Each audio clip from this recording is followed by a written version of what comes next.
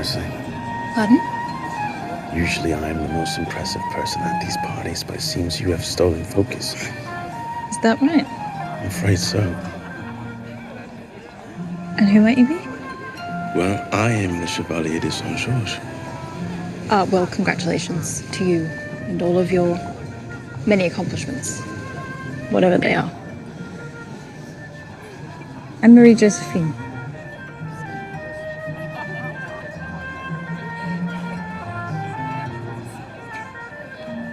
There you are, my dear. Oh, I've been arguing with that damn Dawn for over an hour. I missed your song. I missed it. It's captivating, is she not? My cousin. We were just getting acquainted. Joseph, I promised her husband I would bring her home unscathed. You attacked my character, Madame Jean-Lise. We were only talking. Yes, and your silver tongue leads women straight to a pallet. Come along, dear. Oh, okay.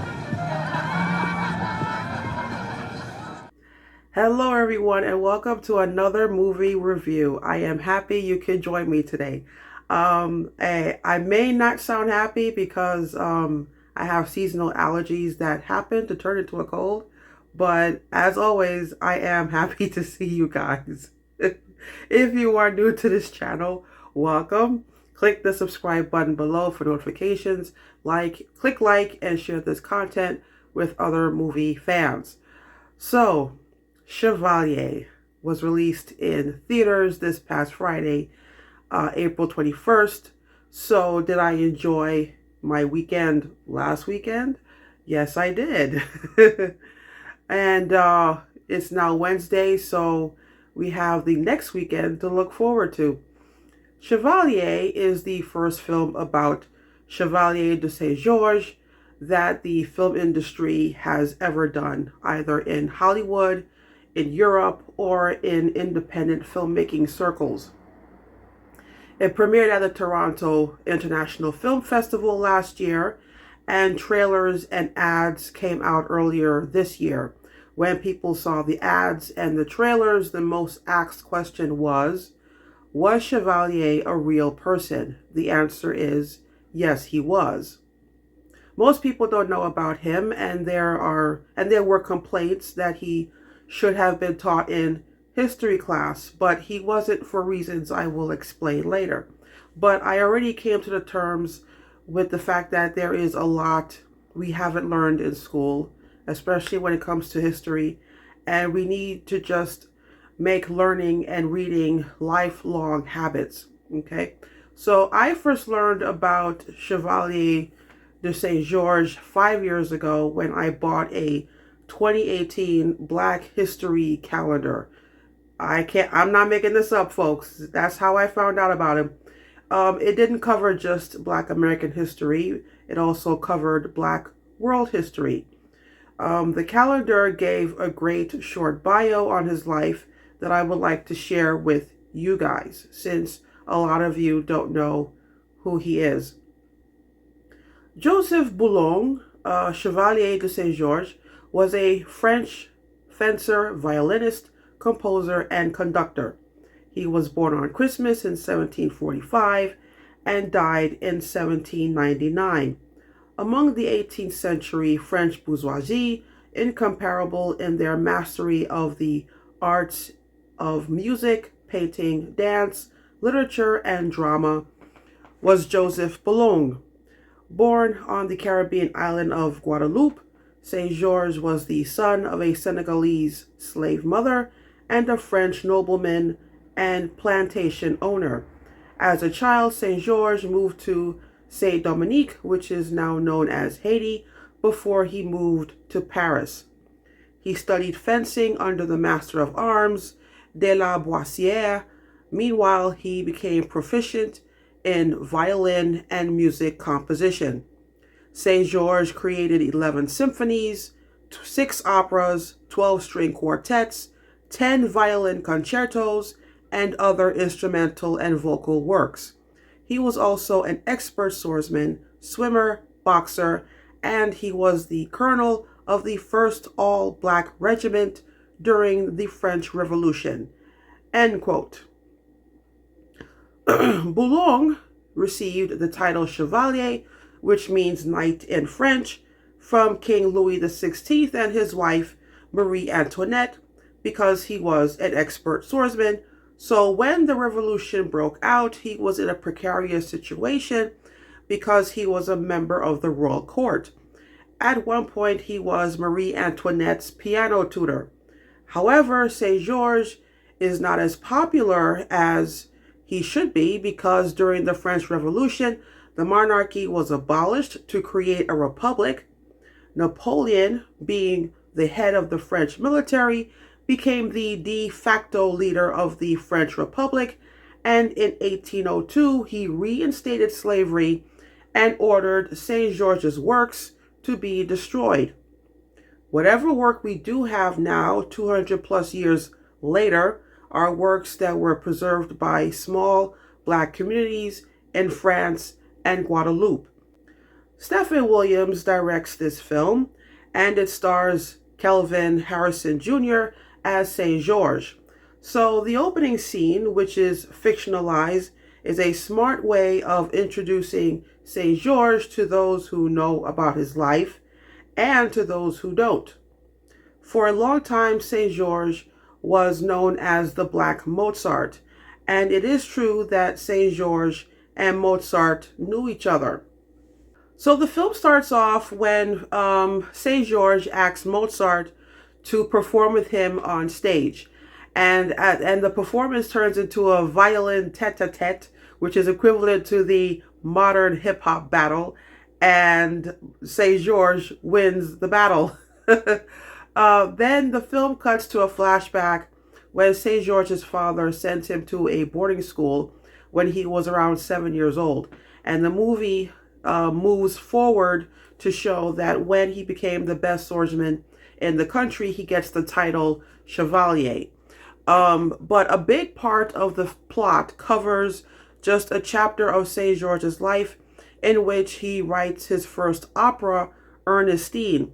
During this time, he falls in love with an opera singer, and he finds out that his father died, and in his will, he gave his mother her freedom, and she is sent to live with Saint George in Paris. So that is the first time since he was taken away that he sees his mother. There is a scene that I want to talk about that is based on a factual event.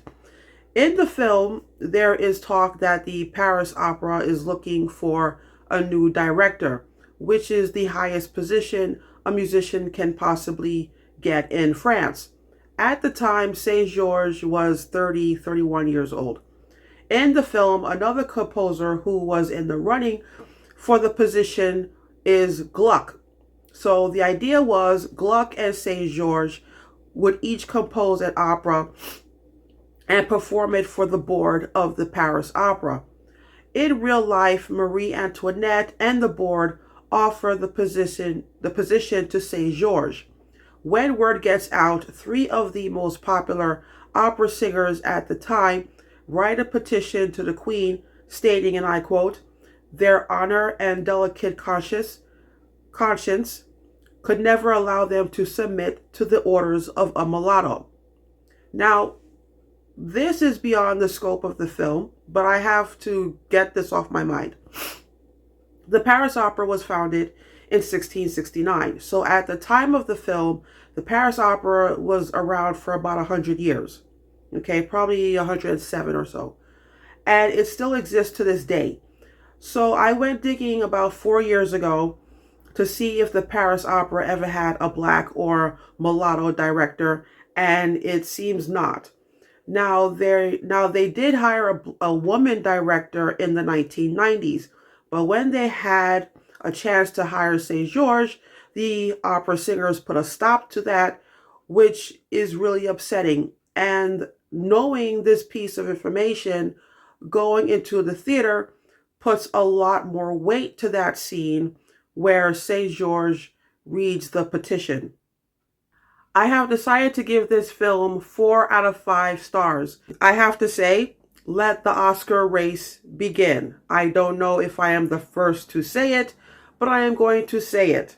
The 2024 Oscar race began over this past weekend. The film deserves a nomination for costume design. The costumes are gorgeous. Another nomination for cinematography. I was very impressed by that. And another nomination is deserved for original score. I am going to be thinking about the score to this film for the rest of the year. Aside from that, Williams did a great job directing this film. The screenplay was good, not great, but good. I really liked the plot, but the dialogue was just okay. Usually I feel that movies are too long and they need another edit. With this film, I had the exact opposite problem.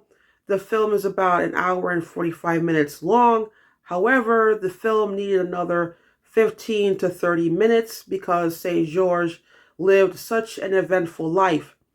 There is a scene where the story, The Anonymous Lover, was mentioned. In reality, Ernestine was performed, but it was a flop with the critics. However, The Anonymous Lover eventually became St. George's second or third opera. And that was a much better opera according to the critics at that time. And therefore, it was a success.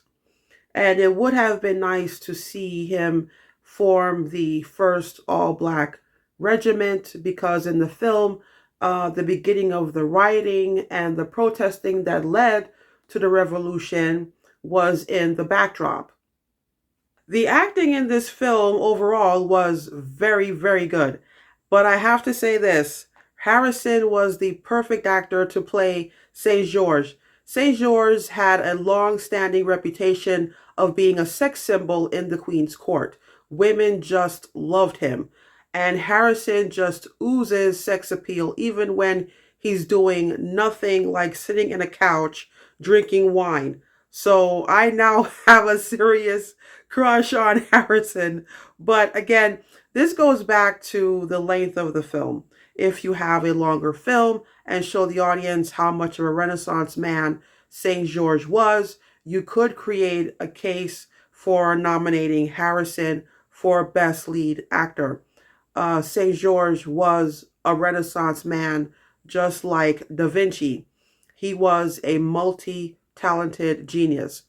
So that is all for today, my friends. I had a lot to cover and I had a lot to share. So let me know in the comment box what you thought of the movie, and I will see you next time with another movie review.